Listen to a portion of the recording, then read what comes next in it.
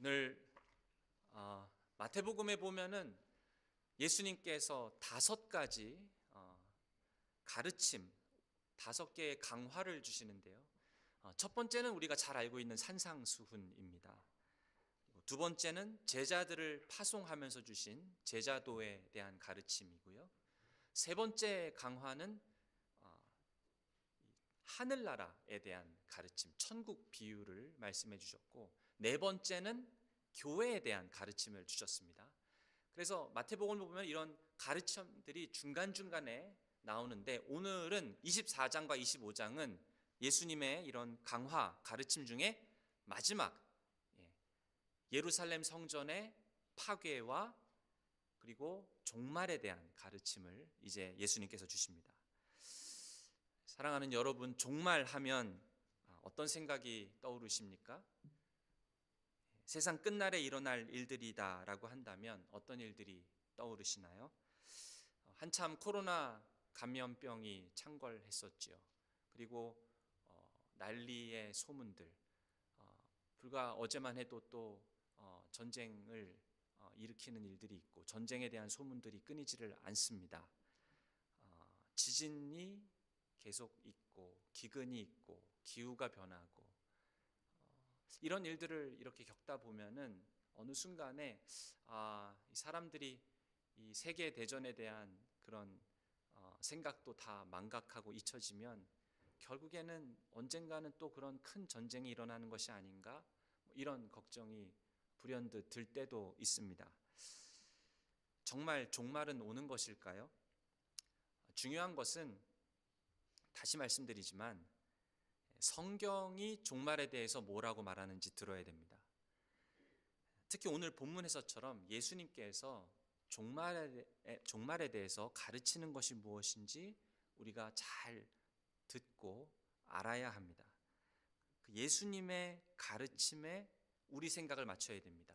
세상에서 들려오는 흉흉한 목소리들이나 사람의 어떤 말에 우리의 마음이 흔들리는 게 아니라 딱 서서 예수님의 말씀과 가르침에 우리의 마음을 맞춰야 됩니다. 그래서 오늘 이야기의 본문의 배경은 예루살렘 성전입니다.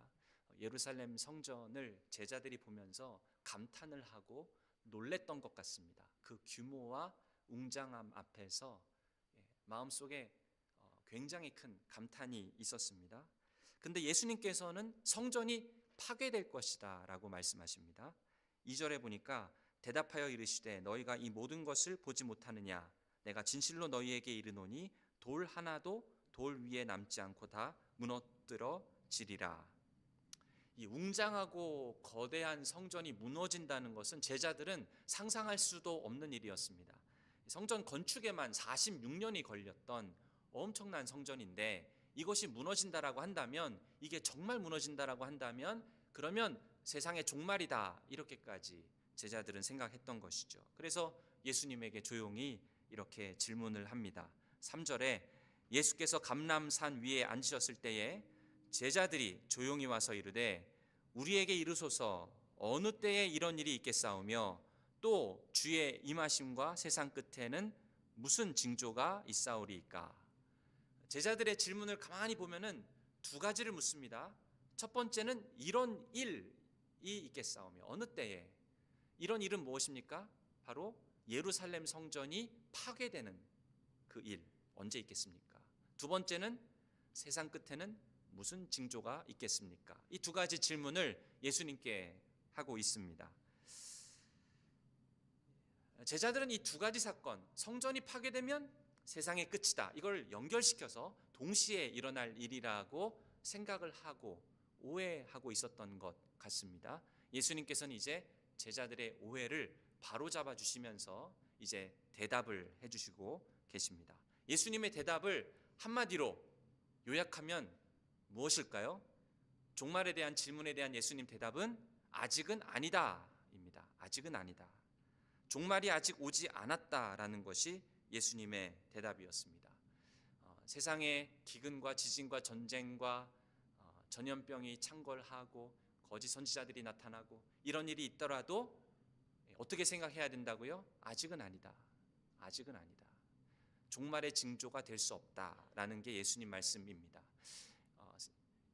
어떤 사람들은 이 재난을 보면서 세상의 끝날이 언제인지 계산을 합니다. 아마 이때쯤 오실 것이다. 어느 날 올 것이다. 그거를 연구하는 사람들이 있습니다. 예측을 하려고 해요. 여전히 예수님의 재림의 시기를 예측할 수 있다라는 식으로 생각하는 사람들이 있습니다. 근데 예수님 말씀은 뭐라고요? 흥분하지 마라. 아직은 아니다. 흥분하지 마라. 재앙은 종말이 왔다는 징조가 아니니까 주의해라. 이게 예수님의 대답입니다. 성전이 파괴되고 종말에 대한 그런 얘기를 들으면 벌써 사람들 마음이 흥분을 합니다. 진짜 세상 끝인가? 이런 생각을 하는 것이죠. 그런데 아직 종말이 온 것이 아닙니다. 성전이 파괴된 것도 아직은 아닙니다. 라는 것이 예수님 말씀입니다. 4절에서 5절에 보면은 거짓 메시아를 조심해라. 그렇죠? 6절에 보면은 난리와 난리의 소문이 들릴 것이고, 또 7절에는 나라가 나라를 대적하고 전쟁이 일어나고 소문이 있고 기근과 지진이 생기면 그럼 사람들이 또 어떻게 합니까? 또 막 흥분을 합니다. 이제 세상 끝인가? 예수님 말씀 뭐라고요? 흥분하지 마라. 아직 끝이 아니다. 이런 것들은 징조가 될 수 없다라는 것이 예수님의 대답입니다. 그러면 예수님께서 세상 끝이라고 할 때, 아직은 끝이 아니다 할 때 이 끝은 무슨 뜻일까요? 이거는 정말 예수님 재림하시는 정말 세상의 종말을 뜻하는 말일까요? 아니면 예수님 말씀하셨던 성전 파괴의 사건을 말하는 것일까요? 문맥으로 보면은 또 같이 병행 구절 마가복음과 누가복음을 보면은 여기서 끝은 성전 파괴를 의미하는 쪽에 더 가깝습니다. 근데 어떻게 알 수 있는가? 역사를 보면은 저희들이 좀 알 수 있습니다. 성전 파괴가 언제 있었습니까? 주 70년에 있었습니다. 로마의 티투스 장군이 와서 유대인들의 폭동을 진압하면서 성전을 다 파괴합니다. 많은 사람들이 죽습니다. 그 사건이 70년대에 있었는데 그 전에 어떤 일들이 실제로 있었는지 보면은 역사가 요세푸스의 기록을 보면은요, 거짓 메시아들이 나온다라고 예수님 말씀하셨던 바로 그 일이 있었습니다. 드다, 갈릴리, 유다 같은 사람들이 여러 나타났습니다. 그리고 이 성전 파괴되기 이전에 늘상 있었던 일이 전쟁에 대한 소식이었습니다. 36년의 파르티아 전쟁, 또 헤롯 안티파스가 아레타스가 같이 전쟁을 일으키는데 그게 36년 이후에 있었던 일입니다. 그리고 곳곳에서 지역적인 그런 폭동들과 전쟁들이 계속 끊이지 않았습니다. 팔레스타인의 지진이 있었고요. 67년에 예루살렘의 지진이 있었고요. 사도행전 16장에 보면은 빌립보의 지진이 있었고요. 61년에 소아시아의 대지진이 있었고, 잘 알려져 있는 62년에 폼페이의 지진이 있었습니다. 그러니까 이런 일들은 늘 성전 파괴 이전에 늘상 있었던 일들이라는 것이죠. 그러니까 이런 재난이나 지진이나 전쟁의 소식들이 성전 파괴의 징조가 될 수 없다라는 것이 예수님 말씀이라는 것입니다. 성전 파괴의 징조가 될 수도 없고 종말의 징조가 될 수 없다라는 것입니다. 그냥 타락한 세상 속에서, 죄가 관영한 세상 속에서 늘상 반복적으로 일어나는 일이 바로 이런 재앙들이라는 것이죠. 실제로 이런 재앙들, 전쟁의 소식들이나 지진은 성전 파괴 훨씬 전에, 성전 파괴라는 거리가 많이 떨어져 있는 시기에 발생된 것들이 여러 개 있었습니다. 그래서 예수님께서는 아직은 끝이 아니니라 이렇게 말씀하신 것입니다. 그리고 그 뒤에 8절을 보시면 이 모든 것은 재난의 시작이라고 했지요. 이 재난의 시작이라는 단어는 어머님이 아이를 해산할 때 느끼는 산통의 시작이다라는 뜻입니다. 산통의 시작이라는 단어예요. 어머니가 아이를 출산할 때 산통을 몇 번 해야 아이를 낳나요? 그거를 산통을 처음 했을 때 산통의 강도가 이 정도니까 몇 번 후에 아이를 낳는 그 정확한 시점을 알 수 있나요? 그거는 불가능합니다.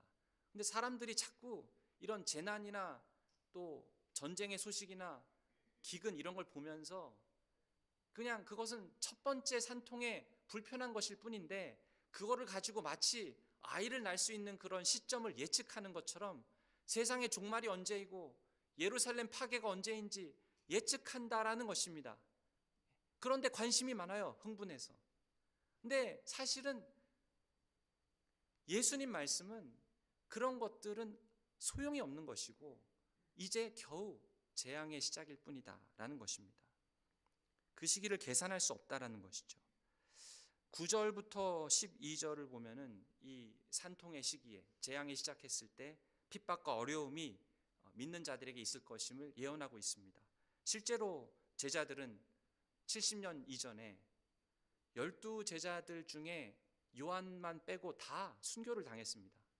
많은 사람들이 순교를 당했습니다. 복음을 전하다가 핍박을 당했습니다. 그리고 교인들 사이에서도 배교하는 일이 일어나고 서로 배신하는 일이 일어나고 미움이 불법이 성행하고 사람의 사랑이 식어질 것, 이런 일들이 실제로 일어났습니다. 거짓 교사들이 많이 나타났어요. 우리가 사도행전에서 보지 않았습니까? 이런 모든 일들은 그냥 늘 있던 일입니다. 70년 예루살렘 성전 파괴 전에 있었던 일이죠. 그러니까 이런 것들을 가지고 무슨 앞으로 있을 종말이나 예루살렘 파괴의 시기를 결정할 수 있는 어떤 징조라고 할 수는 없는 것이죠. 그냥 타락한 세상 안에서 죄가 있는 곳에서 반복적으로 나타나는 일들이라는 것입니다. 이런 고난의 상황들, 재난의 상황들을 통과해야 되는 것이 바로 그리스도인들의 삶입니다. 그래서 13절에 보면은 그러나 끝까지 견디는 자는 구원을 얻으리라. 인내가 믿는 자들에게 요청된다라는 것이죠. 인내가 참된 믿음의 모습이라고 하는 것입니다. 인내하면 그게 구원을 가져다 준다, 구원의 조건이 된다라는 것이 아니라 정말 구원받은 사람이라면 끝까지 그 믿음을 지키게 된다라는 것입니다. 이런 예를 우리는 사도행전을 보면은 수도 없이 많이 지켜볼 수 있었죠. 성전이 파괴되기 전에 하나님의 복음이 어떻게 많은 사람들을 살리고 고난과 핍박 속에서도 어떻게 저들이 믿음으로 인내했는지 우리는 많은 예들을 볼 수 있습니다. 마지막에 14절에 보아도 이 천국 복음이 모든 민족에게 증언되기 위하여 온 세상에 전파되리니 그제야 끝이 오리라 라고 했습니다.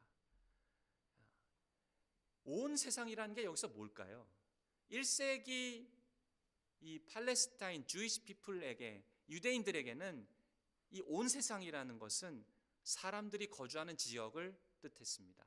그러니까 로마 제국을 뜻하는 단어였습니다. 온 세상까지 전파된다라는 것은 로마 제국 전체에 복음이 전파된다라는 뜻이죠. 근데 실제로 사도 바울은 70년 성전 파괴 이전에 로마서 15장 19절에 보면은 이렇게 기록했습니다. 표적과 기사의 능력으로, 성령의 능력으로 이루어졌으며 그리하여 내가 예루살렘으로부터 두루 행하여 일루리곤까지 그리스도의 복음을 편만하게 전하였노라. 편만하게 전하였노라. 이미 로마에 이 복음이 다 전파가 된 것입니다. 그래서 이 24절 말씀, 오늘 14절 말씀, 온 세상에 전파되리니 그제야 끝이 오리라. 이 말씀은 70년 성전 파괴 이전에 이미 성취된 말씀이다라고 볼 수도 있는 것이죠. 그래서 모든 민족에게, 로마에 있는 모든 거주하고 있는 거민들에게 전파된 이후에 이제 끝이 온 것입니다. 이 말씀은 이루어졌다라고도 볼 수 있습니다. 근데 오늘날 많은 선교단체들과 또 교회들에서 이 24절 말씀을 정말 문자 그대로 그냥 전 세계 모든 종족으로 해석을 하기도 합니다. 틀린 것이 절대로 아닙니다. 그렇게 해석하는 것도 굉장히 옳은 해석입니다.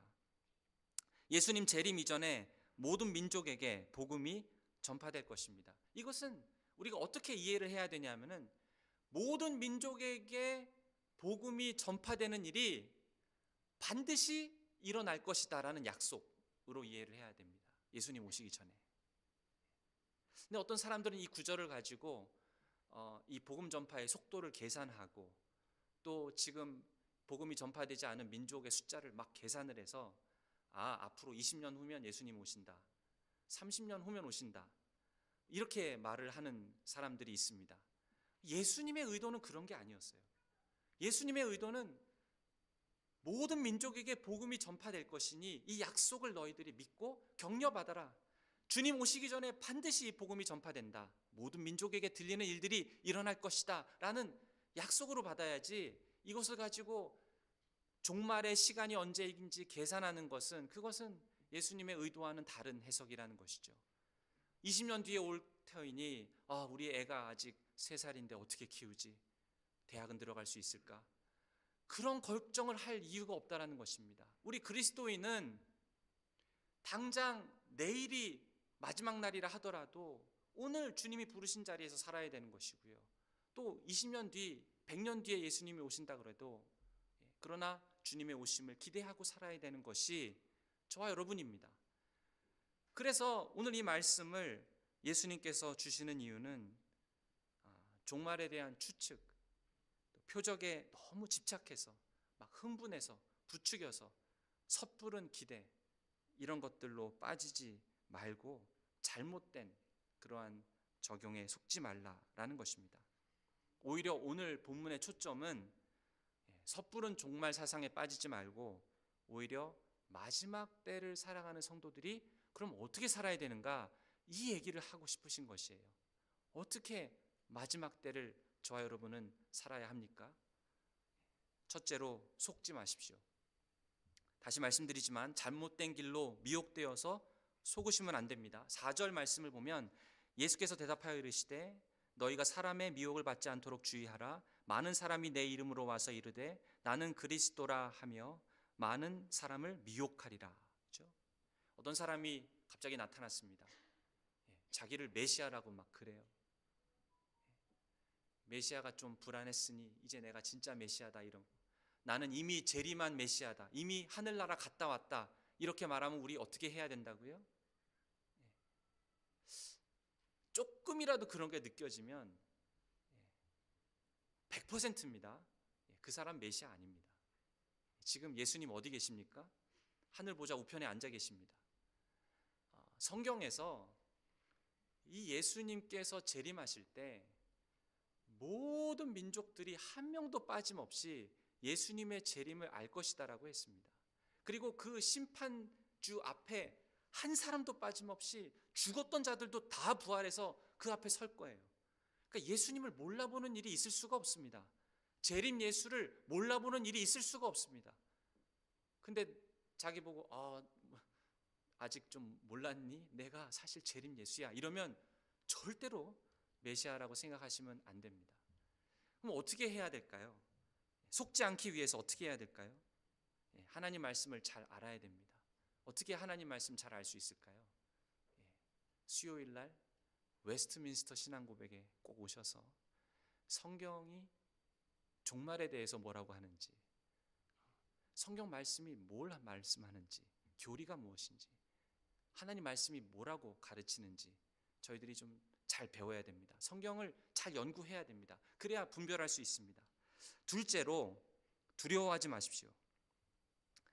6절에 보면 난리와 난리 소문을 듣겠으나 너희는 삼가 두려워하지 말라.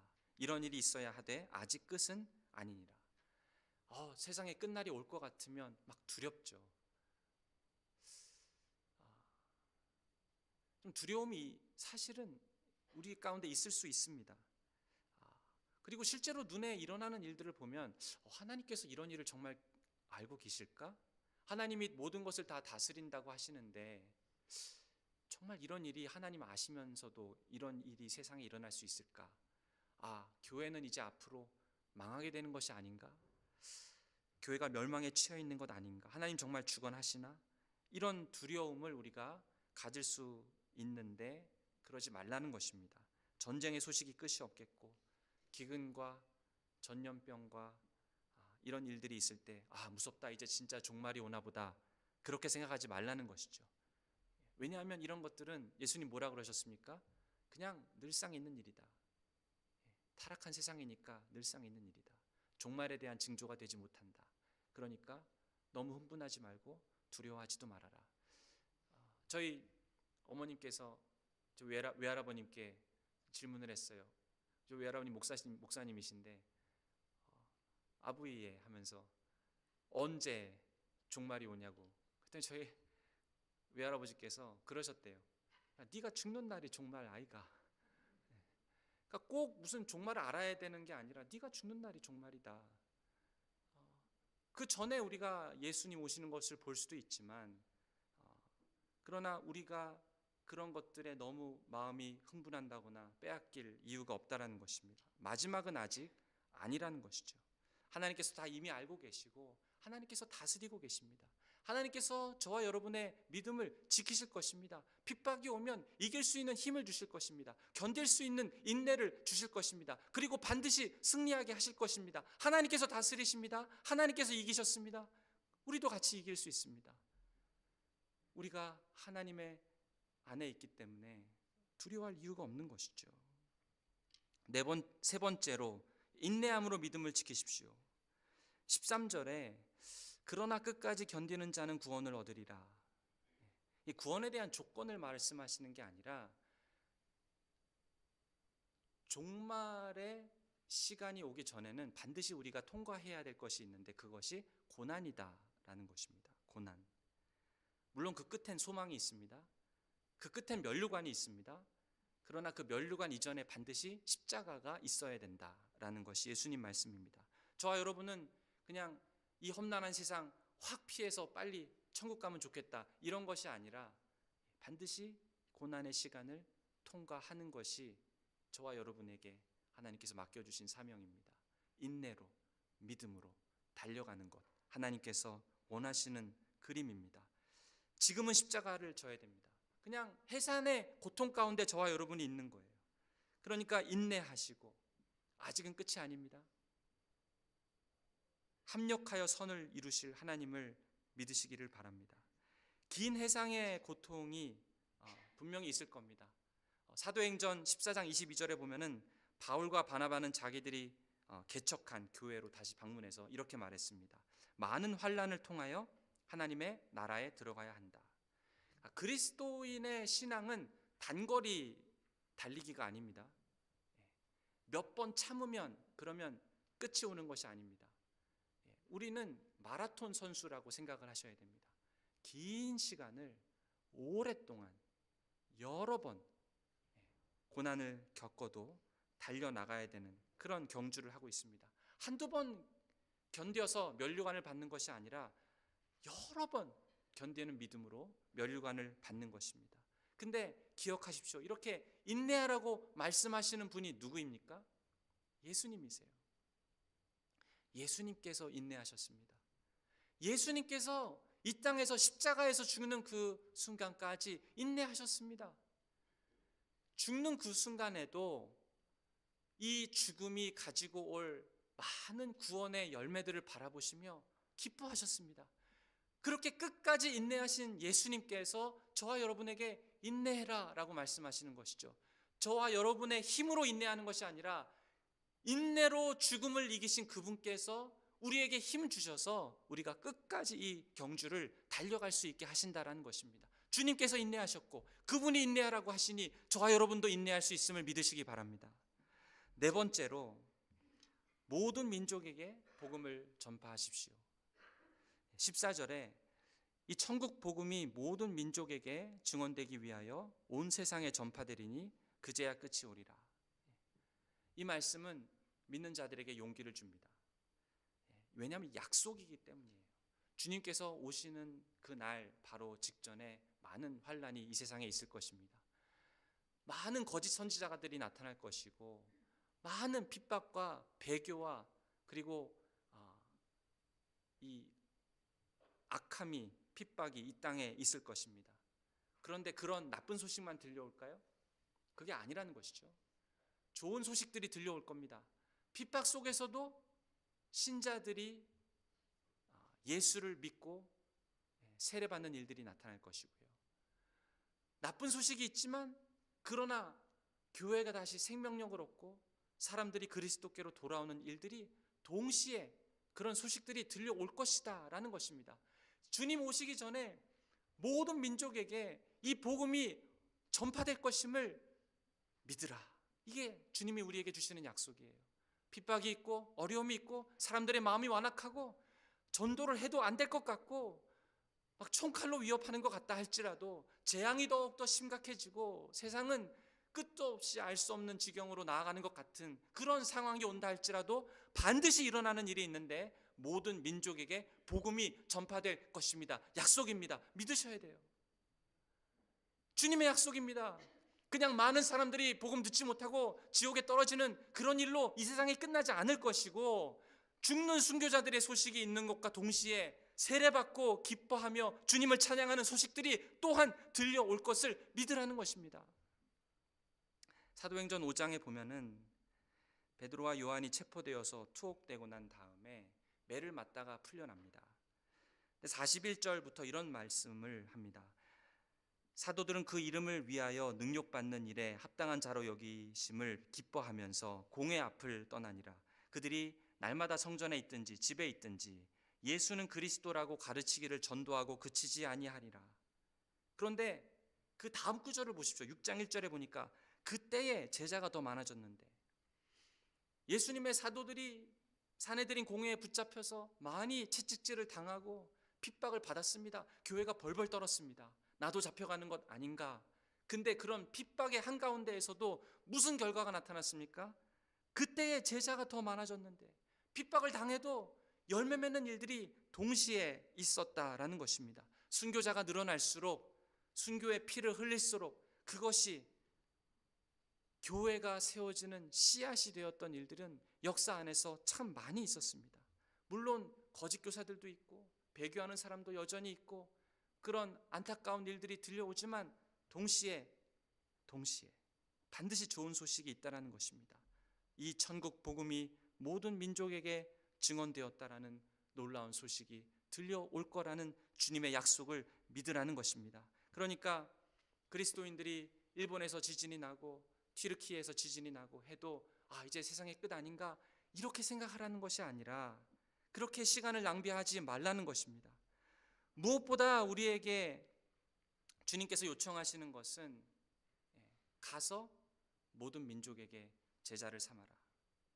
이 하나님께서 우리에게 주시는, 주님이 우리에게 주신 이 대사명에 집중하고 마지막 때를 살아가라라는 것이 주님이 우리에게 기뻐하시는 뜻입니다. 주님께서 다시 오실 때 칭찬하는 사람은 누굽니까? 종말하는 그 날과 시점을 맞춘 사람을 칭찬하실까요? 그렇지 않습니다. 주님께서 오셔서 정말 인내와 믿음으로 끝까지 복음을 전파하는 그 일에 충성한 사람을 주께서 칭찬하시는 것이죠. 착하고 충성된 종아 잘하였도다, 이렇게 칭찬하실 것입니다. 마지막 때가 가까웠나 보다 라고 거기에 생각이 뺏겨서 살아가는 것보다는 어떤 환경 속에서도 믿음을 지키고 인내로 그렇게 복음을 전하는 삶을 사는 것이 저와 여러분에게 요청하는 주님의 뜻입니다. 예수님께서 죽으시고 부활하셨지만 결국 박해받고 감옥에 끌려갔던 그 교회들이 결국에는 세상의 복음을 전파하였던 것입니다. 요한복음 16장 33절에서 예수님은 말씀하셨습니다. 세상에서는 너희가 환난을 당하나 담대하라, 내가 세상을 이겼노라. 담대하라, 내가 세상을 이겼노라. 이 세상을 이기신 분이 예수님이십니다. 제자들은 이기신 예수님을 바라보고 핍박 앞에서도 굴하지 않고 승리하시는 예수님의 승리가 나의 승리가 되는 것 맞구나라고 믿으면서 복음을 전파하였습니다. 그렇게 교회들이 세워졌습니다. 이제는 저와 여러분의 차례입니다. 예수님을 바라보세요. 주님께서 승리하셨습니다. 벽에 막혀 있는 것 같고 10년, 20년, 30년 기도해도 변하지 않는 사람들이 내 옆에 있는 것 같지만 승리하신 예수님 바라보면서 복음을 전파하라고 하시는 것입니다. 선교는요 무슨 프로그램이 아닙니다. 전도는요 무슨 교회를 부흥시키는 프로그램이 아닙니다. 전도는 주님께서 하시는 일입니다. 지금도 하늘 보좌 우편에 앉아 계셔서 지금 하시는 일이 뭐냐면 예수님께서 사람들을 부르시는 일을 하고 계세요. 영혼들을 불러서 자기 백성 삼으시는 일을 주님이 하고 계십니다. 주님이 하고 계시는 일이 선교이기 때문에 저와 여러분이 선교를 하는 것입니다. 주님께서 반드시 이루실 것을 믿기 때문에, 승리하신 주님의 승리가 나의 승리가 될 것을 믿기 때문에 모든 민족에게 복음이 다 전파되어야 그제야 끝이 오리라라는 것이 주님의 약속이기 때문에 핍박이 있고 전파가 안 될 것 같은 상황 속에서도 그러나 반드시 복음은 전파될 것임을 믿기 때문에 주님 승리하셨으니까 저와 여러분도 선교에 동참하는 것입니다. 사랑하는 여러분, 우리가 이 땅에 살면서 종말이 오는구나, 무슨 재앙이 이렇게 많나 생각하면서 빨리 휴거돼서 천국에 올라가는 게 낫지, 그런 것이 오늘 예수님의 포인트가 아니에요. 그런 재앙의 모습이 보인다 하더라도, 내일 종말이 온다 할지라도 오늘 나는 하나님 부르시는 그곳에서 인내함으로 주의 복음을 전하겠습니다. 그 삶을 꾸준히 살아가는 그 사람, 주님께서 그런 사람을 보기를 원하시는 것입니다. 마지막 때를 살아가시는 여러분, 종말을 향한 예수님의 말씀을 우리가 들어야 됩니다. 재난과 핍박이 올 것입니다. 그러나 아직은 끝이 아님을 기억하세요. 흥분해서 세상의 종말인가 보다라고 속지 마세요. 이제는 다 죽는 거 아니야, 두려워하지 마세요. 주님이 승리하셨습니다. 주님이 지키십니다. 믿음으로, 인내로 끝까지 이 믿음의 경주를 달려가시기 바랍니다. 그냥 내일 종말이 온다 할지라도 그럼에도 주님 나를 부르신 그곳에서 복음을 전파하고 온 세상 가운데 보내든지 아니면 내가 가든지 주의 선교에 동참하는 저와 여러분 될 수 있기를, 그래서 마지막 때를 사는 정말 주님께서 기뻐하시는 뜻이 여기에 있음을 믿고 흥분하지 말고 조급해하지 말고 사람들의 말들에, 세상의 뉴스에 농락당하지 말고 딱 믿음으로 서서 인내로 믿음의 경주를 감당하고 끝까지 믿음으로 승리하는 저와 여러분 되시기를 축원드립니다. 기도하겠습니다. 기도하실 때